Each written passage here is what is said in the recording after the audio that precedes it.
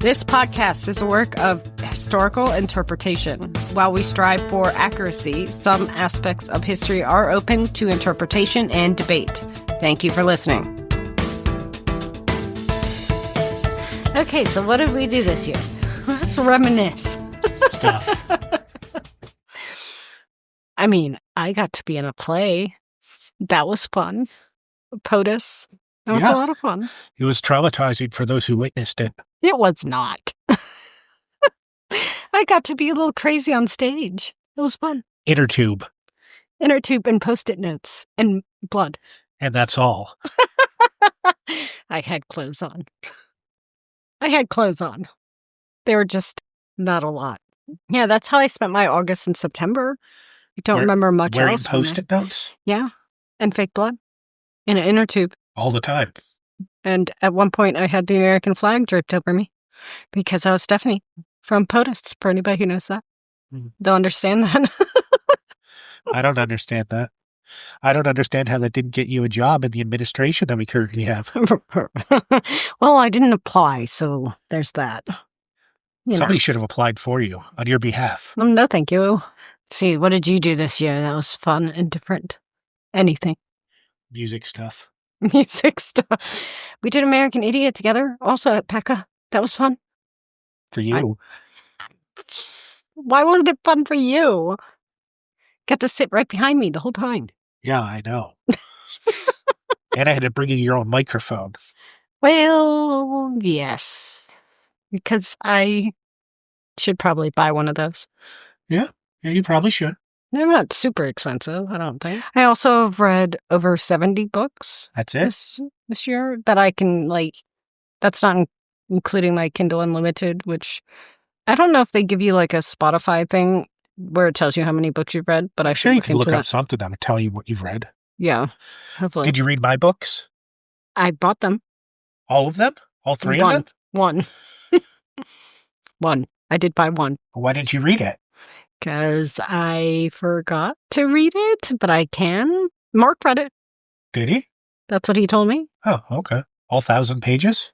I would assume, since he said he read it. Which one, Bartholomew? Yes. That's the one about the psycho rabbit? Yes. Oh, okay. So, Dan published some books this year. You could have mentioned that. Oh, who cares? Okay. This one's about a rabbit that controls people with their minds. And it's on Amazon. Yes. For anybody who wants to buy it. Yes. I also have some books on Amazon, but from years ago. And I had another book just come out. That was annoying. I had another book that just came out on the 26th. I did not know about with that. With a fake name on it. That's why I didn't know about it. Mm-hmm. Yeah. And what's that one called? I don't know. The Quiet Correction. I don't know. The Quiet Correction. Is it the full title? I don't know. The Quiet Correction? I don't know. You'll find out. What else fun did we do this year? Stuff. We've had a lot of podcast episodes. Do we know how many from this year? I know we're over 100 now. I'd have to look. Total. I think we're around 150. Maybe. Total. And you've all been here for that. So. And I've released a lot of music. That's true. And so has the band. The band did 7 songs in 5 weeks. I'm pretty proud of that fact. Comic Book Villains, go look us up and listen to some of that stuff. You'll even hear me singing occasionally. Oh, dear. You're welcome. Yeah. I mean, gotta plug in where we can, right? Got Comic Book Villains. We got Time Tellers. We've got Dan's music. We have Time Tellers tunes starting next year, hopefully every month. Yes, with a little bit of a preview with our Christmas carols. That was actually last year's and got finally published this year. And everybody who listened to it said they could tell it was last year's recording. Everybody, primarily meaning my dad, who told me that specifically. Why was that? I don't want to specify. I want to know. Well, some people like you scripted.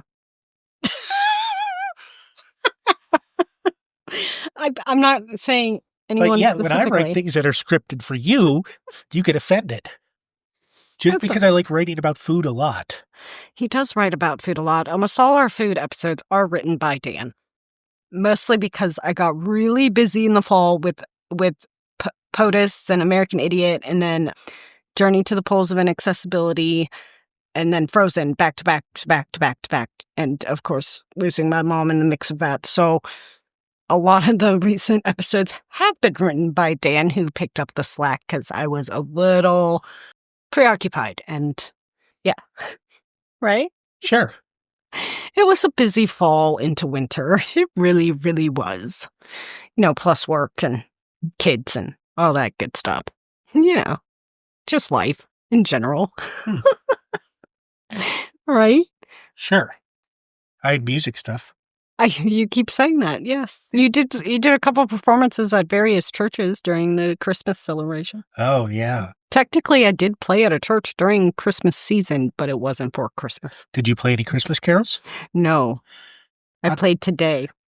No, but I'm surprised you didn't. Like, if she had a favorite carol or something, you know what I mean? No, it was not very Christmassy.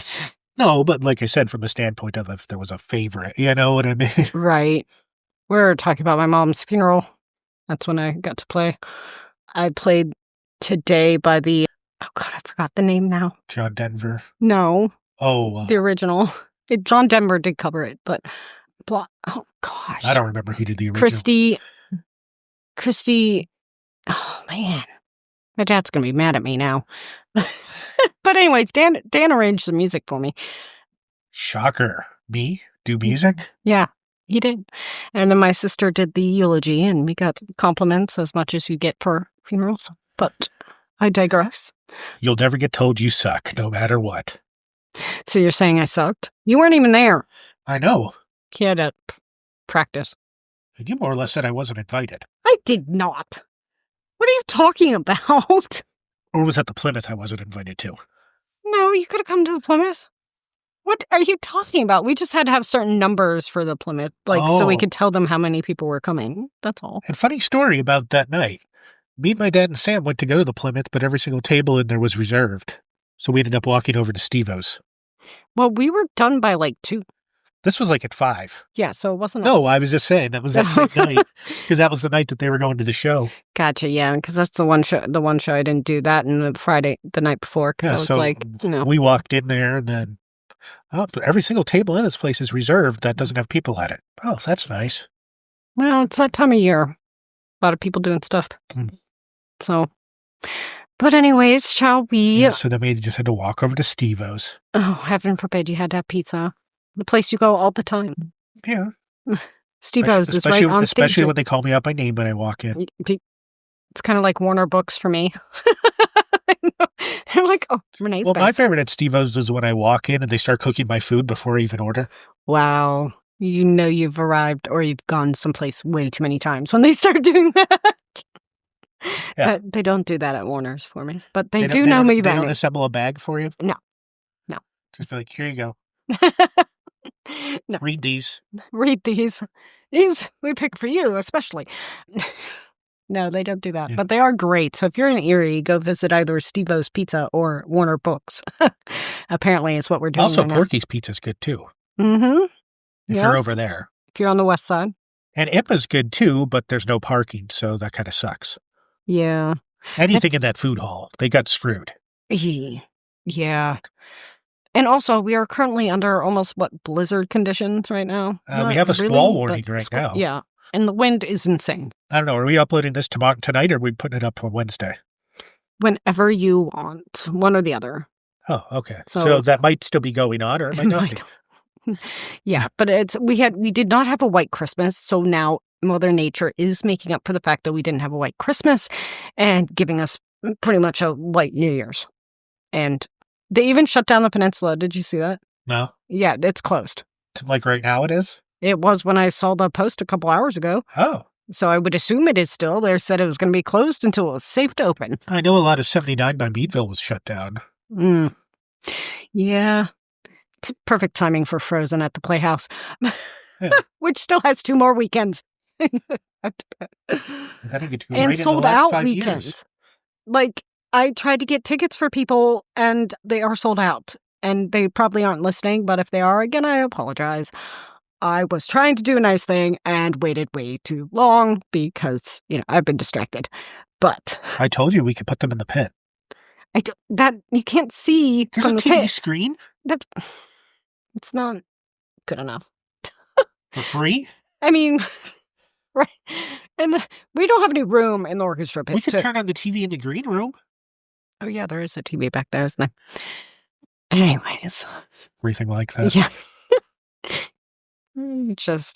So yeah, I don't know. I think we've talked long enough. We have 18 minutes unscripted. Okay, good. Don't forget, we have a new episode every Saturday next year, too. And what's that about, Dan? Laws. These are going to be mini episodes. Very short. Like 3 minutes short. Like one for each state, I think. Yeah, there's 52. Yeah. So once a week, we'll do one state, and we're going to go alphabetical? Yep. And then one with some national, and then one with the territories at the end. Yep.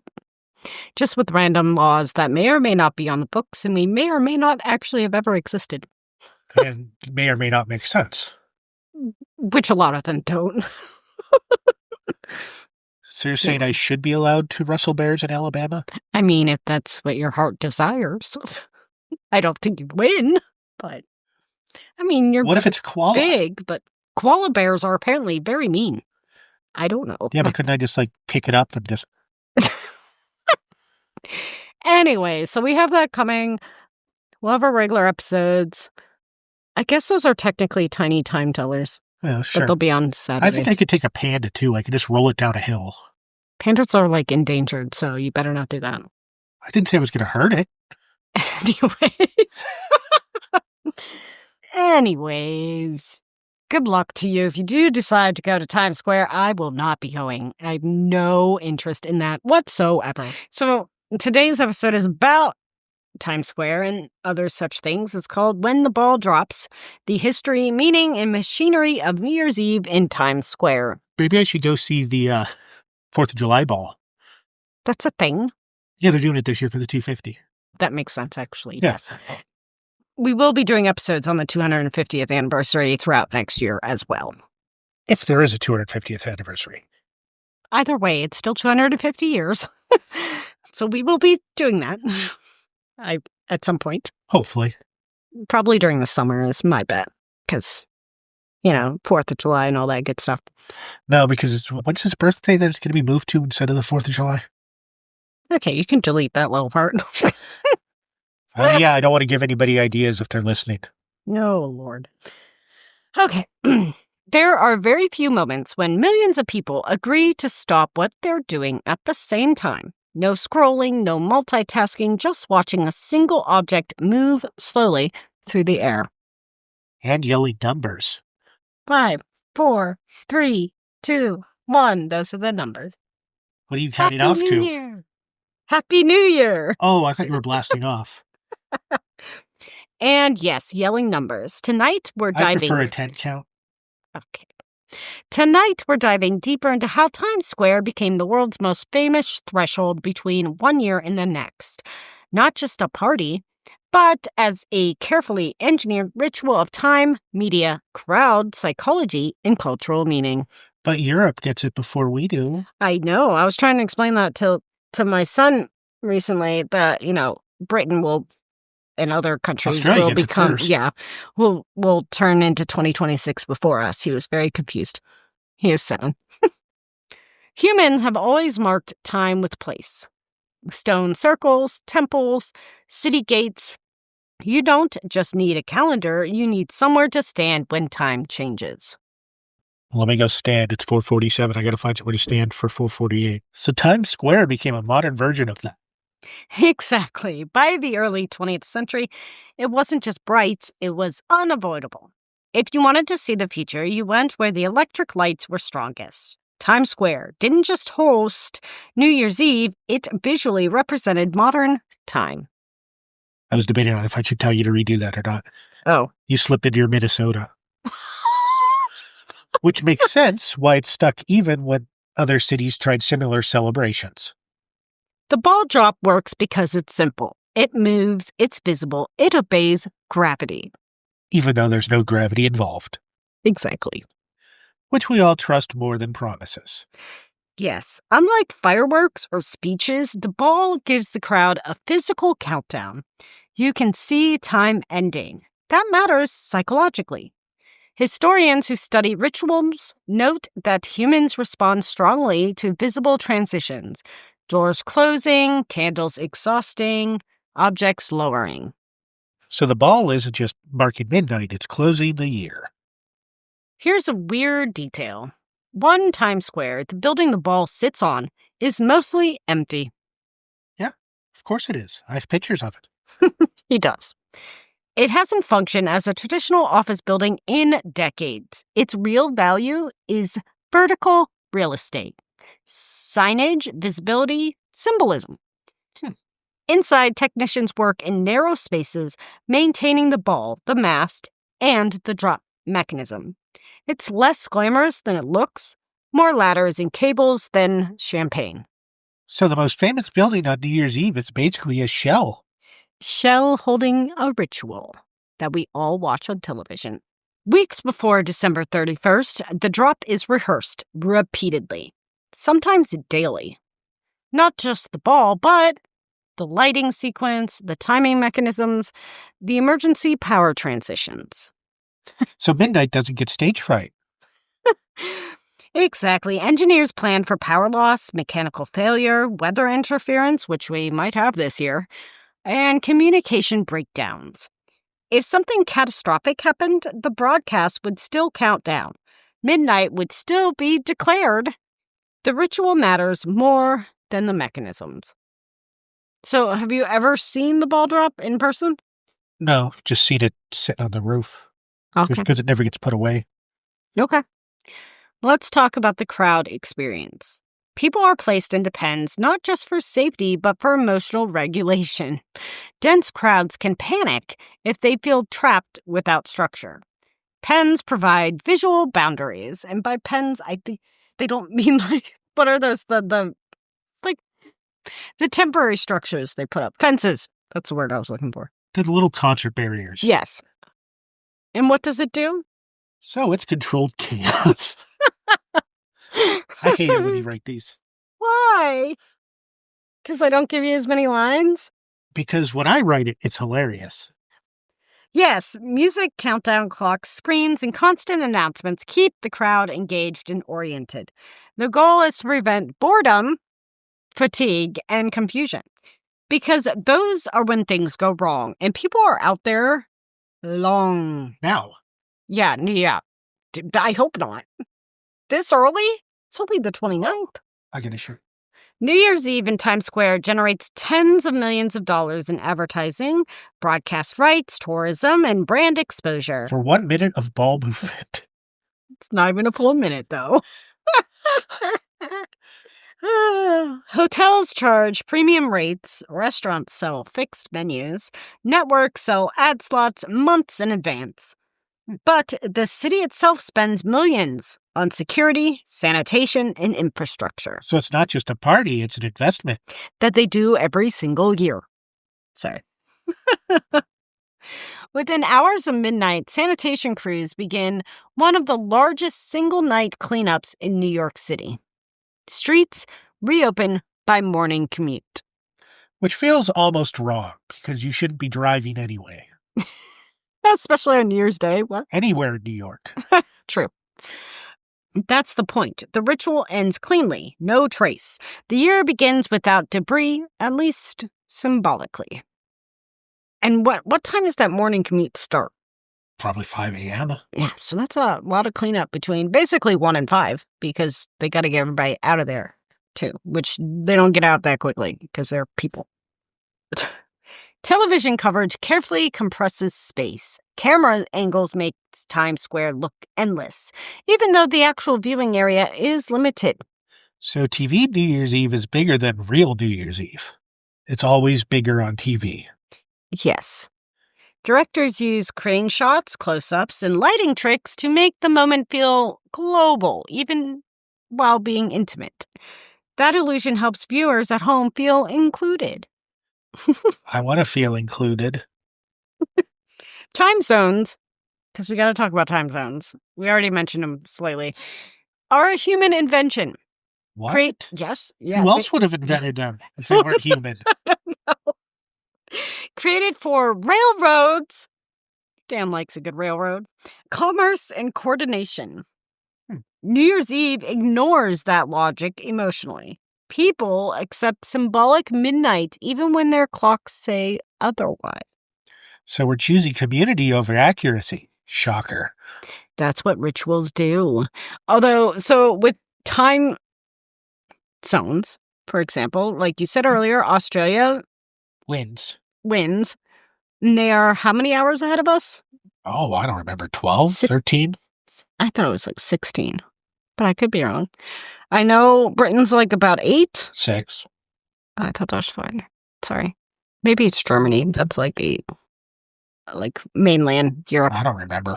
But they all hit midnight before we do in Times Square. Yeah, but America's what matters. And then, of course, the West Coast hits later. See our Y2K episode. Yes. Across the globe, New Year's celebrations reflect local values.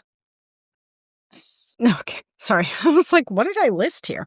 Okay, some for symbolism, fire to purify, food to promise abundance, noise to scare away misfortune. Oh, you got that covered. It's silence to reflect. So we have our fireworks. You see those everywhere. And food People is were a lighting big them thing. off last night behind my house. Why? I don't know. Good grief. Like I could see them out, So much out of my noise. window. They were actual in the air one. And the same hope that whatever comes next will be survivable. Not even pleasurable. Survivable. Can we just survive? Some years the ball drop carries extra weight after disasters, wars, pandemics, or social upheaval. In those moments, the celebration becomes less about joy and more about endurance and hopeful change. Like saying, we made it. Woo. The ball doesn't promise improvement, it promises continuation. And we hope for improvement, because that is the human experience, is to hope. For 1 minute every year, time becomes visible, shared, and loud. Although I'm sure it's louder when you're there. Then it disappears again. But the ritual remains. And as long as people keep gathering physically or emotionally through your television, whatnot, Times Square will keep dropping that ball. Even if we're watching from the couch.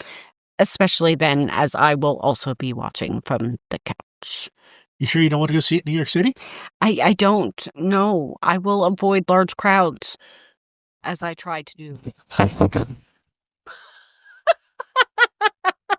Are you okay? Sure. What just happened? I mean, I know what just happened. Dan just knocked over his microphone. Oh, and his drink. Do we have a cleanup on aisle 5? Yes, can I have a paper towel, please? Okay, well, this ends Time Tellers New Year's Eve. Join us all in 2026. Bye!